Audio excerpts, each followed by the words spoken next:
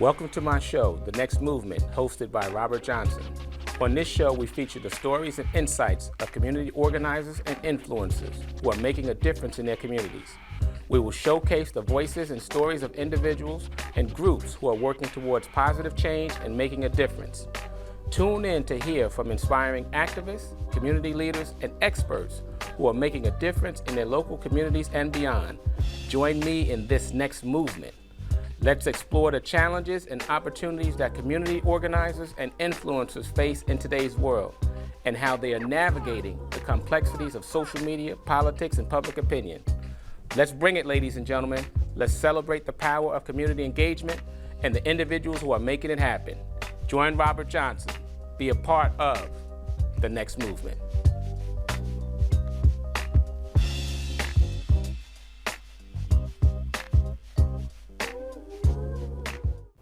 Welcome to the next movement, where change isn't coming, it's already here. I'm your host, Robert Johnson, and this is more than a show, it's a call to action. Here, we tackle the real issues, the hard-hitting conversations that others shy away from. We shine a light on the advocates, the disruptors, the game changers, the people and organizations pushing our communities forward. We confront controversial topics head on. We break down the barriers holding us back and uplift those who are making a real impact where it matters most. This is not just about discussion, it's about mobilization. It's about taking action. It's about being a part of something bigger than yourself. So if you're ready to challenge the status quo, if you're ready to stand up and be counted, if you're ready to be part of the next movement, then let's go. Right now we have a phenomenal brother that's with us right now, Brother Ambrose Lane, who has a great organization. He's going to talk about some of the work that he does in the community, in the DMV, and he's definitely mobilizing and organizing and getting prepared to be part of the next movement. Mr. Ambrose Lane, how are you today, sir? I am doing just fine, Brother Johnson. Thank you for inviting me. It is a pleasure to be on the next movement. Absolutely. And before we get started, I'll let the people know who you are by just going through your bio. Mr. Ambrose Lane is known as a longtime activist and community builder in the District of Columbia. He has over 25 years of leadership experience as an effective organizer and executive, working directly with youth, elected officials, and community leaders and businesses. In 2013, Mr. Lane organized, founded, and is current chairman of the Health Alliance Network, the strongest and largest DC community-based health advocacy and policy group. He also advocates for Black residents of poor and low-income communities, and also our seniors. He has assisted in many endeavors in DC. He's on the DC Council Health legislation. He has assisted in writing the DC Council Health legislation on health impact assessments. And in 2019, Mr. Lane was again elected by DC Mayor Muriel Bowser to serve a second term as commissioner for the DC Commission on Health Equity. He is an institutional builder and specialist on organizational development, including board development, infrastructure, analysis, and organization programs. In 2022, Mr. Ambrose Lane again doubled down on his organizational skills. He founded Million Man Vote, which is a nonprofit whose goals include registering Black men to vote, educating Black men on voting issues and candidates, and then holding candidate forums, while also participating in get out to vote efforts with Black men and creating an agenda for Black men.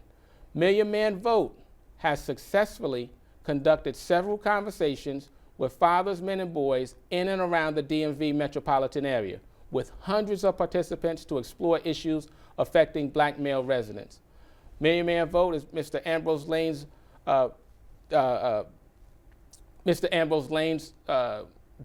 brainchild. He has conducted several successful DC Council candidate forums, and he currently serves as the president of Million Man Vote. Ladies and gentlemen, let's welcome Mr. Ambrose Lane. Thank you again for having me. Absolutely, absolutely. I know that bio is a little long-winded in writing. And that's the short version. And that's the short version, right? But when you're doing this work, right, it's not just one stop. Right. You have to reinvent yourself several times over, right? You may start in one space, but we know if you're doing true grassroots work, right, you're going to be in several different areas, right? Whether it's in the DMV, in DC, Prince George's County, or throughout Maryland and Virginia, you're going to touch health, education, and many other areas that you've done. All the social determinants. Absolutely, absolutely.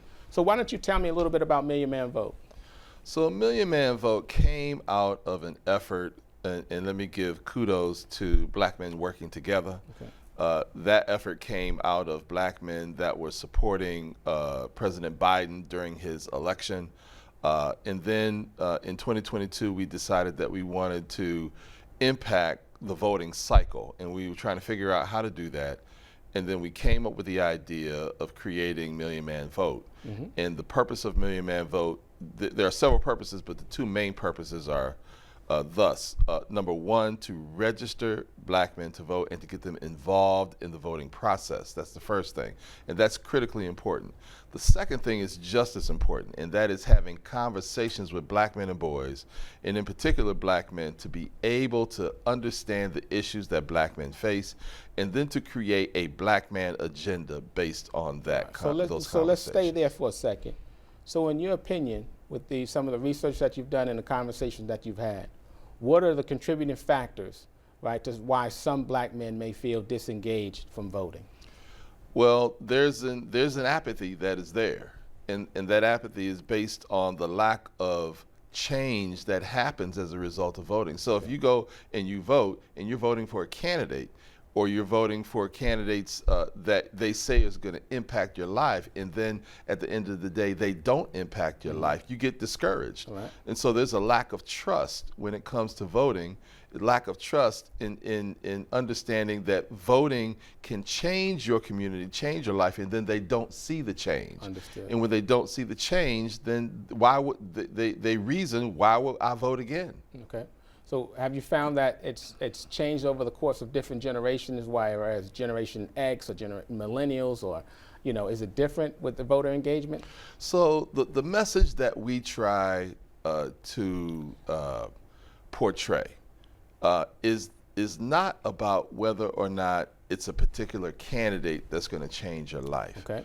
We talk about, and we talk about this with the young men that are getting ready to vote, the 17-year-olds that are getting ready to vote, and those that are older, that voting is your power, and you never let someone take your power away. Okay. And so if you approach it from that perspective, and then build on top of that, that's saying that power needs to be exercised, and that it can impact every aspect of your life by determining the person that you want to represent you, then it begins to make sense. So to follow up on a point that I believe you're making, is that what you want to do is educate individuals on why they should vote, not who they should vote for, and then identifying issues that may be important to black men in particular, in your organization. That's right. Right, to bring them forward and to have them vote in larger numbers. Yes, and in fact, when you develop the Black Man Agenda and other issues that impact black men, then you begin to organize around those issues, and you organize a political agenda around those issues. And then when a candidate comes in front of black men, then you can ask the questions, well, what do you support? What, do you support this? Do you support that in terms of the issues that black men face? Got it. So do you have any examples of where black men's vote have led to real substantive change? I can say that is far and few between. Okay. Because we have to look at it like this. So black women outvote black men 3-1. Black women were impactful in President Biden's victory. But because we don't vote in numbers, we have not impacted those things yet. So that's what we're trying to do. That's what we're attempting to do. So for example, if you go to a state like North Carolina, there are 900,000 black men that are eligible to vote. Wow. If you go to a state like Texas, there's well over 1 million black men that are eligible to vote. But what percentage of them actually vote in both local, state, and national elections? And that's what we're trying to find out. That's what we're trying to find. To try to see if you can close that gap and get individuals to come out. I mean, if we ever got to a 75% level of percentage of voters that voted, then we can make change. We can be the margin of victory or defeat. So when you're educating your voters and you're holding your get out to vote rallies or campaigns, right? Or do you really talk about federal elections, local elections, or both? We would talk about both. Okay. I mean, all politics is local, and so we would first focus and concentrate on local elections. But national elections make a difference as well, Absolutely. both at the state level and at the federal level. So president and vice president, you have senators, you have congressmen, you have governors. And so those races become critically important in terms of policy. And to be clear, there's no party affiliation. No. As a 501c3, no party affiliation. No party correct? affiliation. Okay. We are strictly about advancing the issues that black men face and developing policy agenda around those issues. Understood. So how do you see political empowerment improving the daily lives of black men and their communities? So let me give you an example of one thing that we're advocating right now. In the District of Columbia, we're advocating for the creation of a Office of Men's Health within the Department of Health. Okay. Why is that? Because when you look at the disparities, when you look at the opioid crisis, when you look at chronic disease, black men are either at the bottom or next to the bottom in almost every single measurable category, okay, including opioid overdoses, things like that. And so there needs to be a focus and concentration on black men's health. So we actually testified before the DC Council on the need for an Office of Black Men's Health. And you're also chair or member of the Health Alliance, correct? So the Health Alliance Network, that's my day job. Million Man Vote is my superhero job. Understood. So you talk about those health issues, and we talk about economic issues. So health and economic issues, are you finding that those are important to black men? And then do you also find that possibly there may not be enough conversations around that? Economic issues are number one in all of the discussions that we've had with black men and boys. Okay. Economic issues. And so that is stratified and that's nuanced. So if you are a black man that doesn't have a job, then getting a job is critically important. Absolutely. If you have a job and you're making minimum wage, then higher wages becomes important. If you're a black man who is settled, older, and maybe business-minded, then access to business capital becomes important. Okay. So at whatever level you go, it's always about economics. Absolutely. So so that ties into cost of living, I would assume. Absolutely. And that changes by region. Yes. Right? So what if I'm at one of your barbershop talks, right? And we raise that question, and I say, well, you know what are our elected officials doing that's going to have a significant impact on the economics in my community and me personally? What are some of the things? So it would be, for example, it would be access to business capital, and elected officials have an impact on that because, for example, in the District of Columbia does business with about 21 banks. So how does the District of Columbia create policy for those banks that would allow business capital to flow into black communities? That's extremely important. So also the availability of grants and loans, low interest loans to businesses. How do you train people or provide access to training that allow black businesses to thrive? Okay. And then there is the issue of equity in terms of pay. And so we talk about two particular things. The first is jobs in general. We believe in guaranteed jobs. We believe in what Dr. King was talking about, which is legislation to guarantee a job. And that is an important piece that addresses the issue of as you said, the wealth gap, as well as addressing the issue of lack of pay and some of those other issues that we find that impact black people. All right, so since you just mentioned one of our historical icons, a legend, a giant in history, right, Dr. King. And we clearly understand that some part of his movement was not only human rights and civil rights, but it was also for economic freedom. Yes, it was. Right?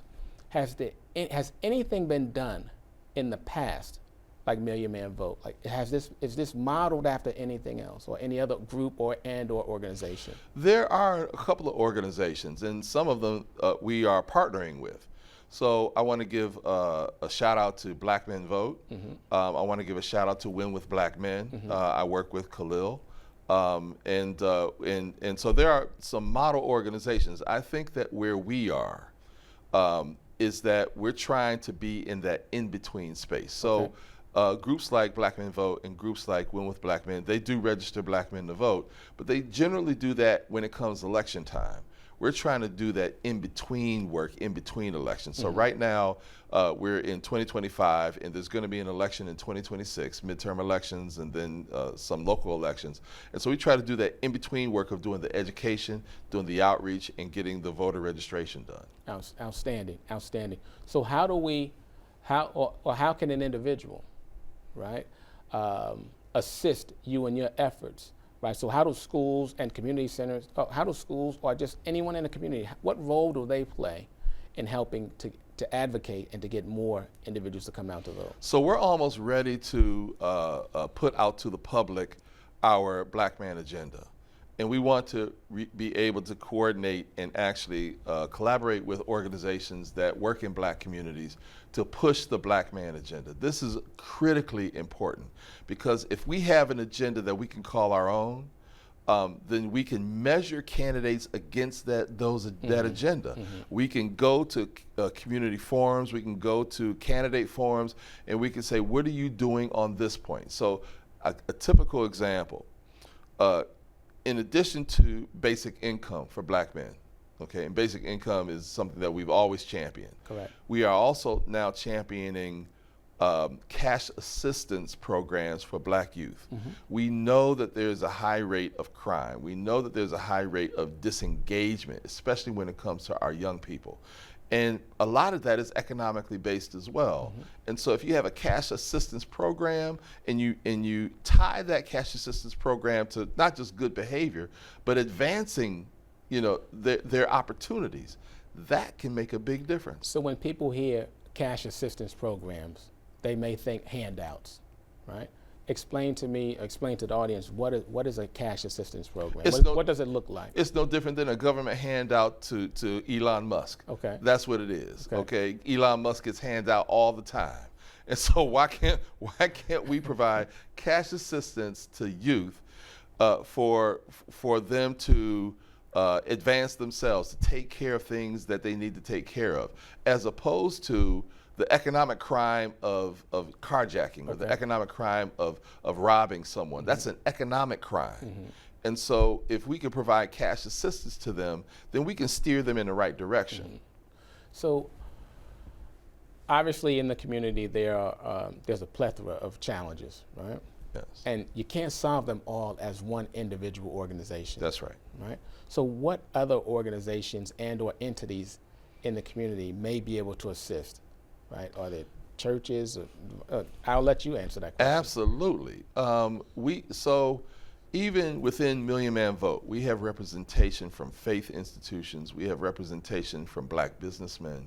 We have representation from many different fields in Million Man Vote. Okay. And so we are linking up with faith institutions. We are linking up with just community-based organizations that work with youth. We're linking up with organizations that, for example, fatherhood organizations that work with Black fathers. These are important organizations to link up with in order to spread the message, and really the overall message, even though we can't do everything. We're not trying to do everything. We're really focused on those three things that I mentioned. But it advances the cause. And I'll say this about Black men and communities. In communities, Black communities, when it comes to children, the health of the mother, the well-being of the mother is critically important. Agreed. But when it comes to the family and the community, it is the health and well-being of the Black man that is critically important. Go further into that, if you may. And so if you do not have Black men as breadwinners, if you do not have Black men as fathers or fathers to their children, in their children's lives, if you do not have Black men that are aspiring to higher education or aspiring to black business development, then there is a central piece of the black family that's broken. There's a central piece of the development of black communities that's broken. Absolutely. So what you're saying is there should not be a black woman versus black male issue, right? We have to understand clearly that in order for the family and the community to move together, the families have to be together. We have to we have to improve that family dynamic. So in American society, the target has always been black men. Okay. Always been black Why do you men say from that? the very beginning. The whole target was about the emasculation of black men. That's Okay. what white supremacy is built on. Okay. But that being said, the black woman has had to bear the brunt. The black woman has had to carry the weight. The most jailed individuals are black men.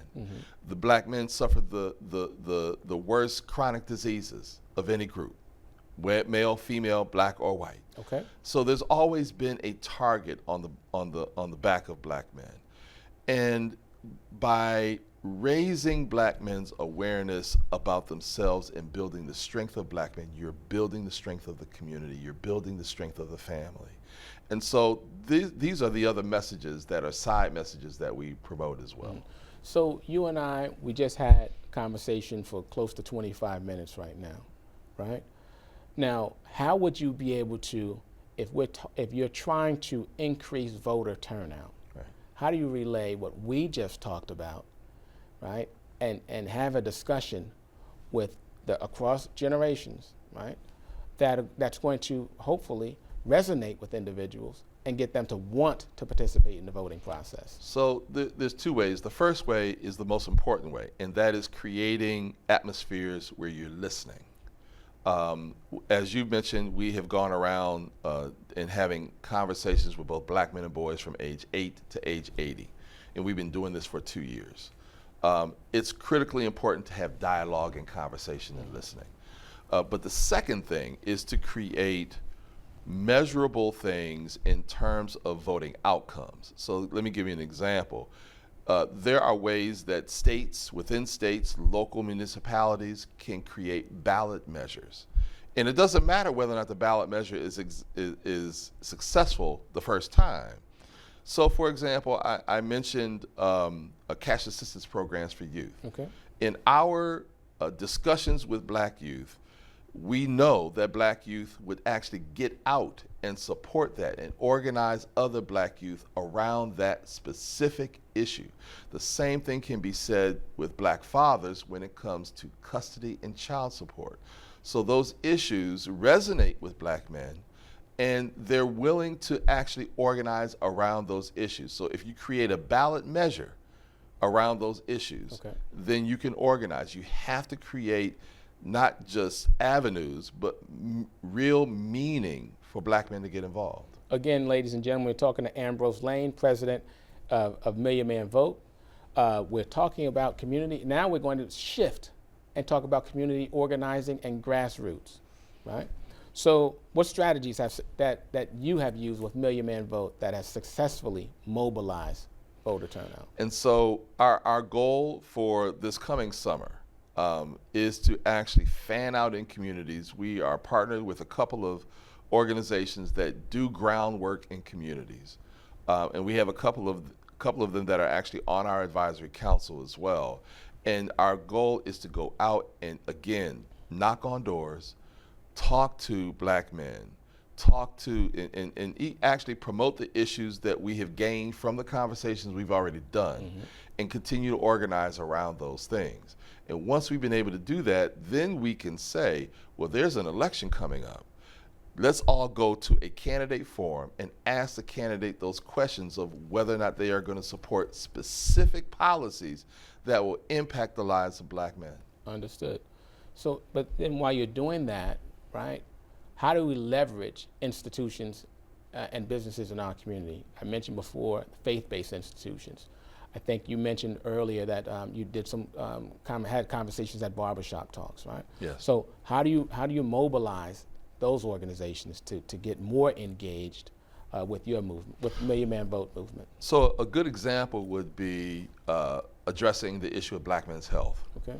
We have someone that is on our advisory council that is actually promoting, and I mentioned one thing that we've already done in Black Men's Health in terms of the Office of Men's Health at the Department of Health. But there are other things that we're doing too. We actually are crafting a plan of addressing Black men's health in communities. And so faith institutions have Black men as well.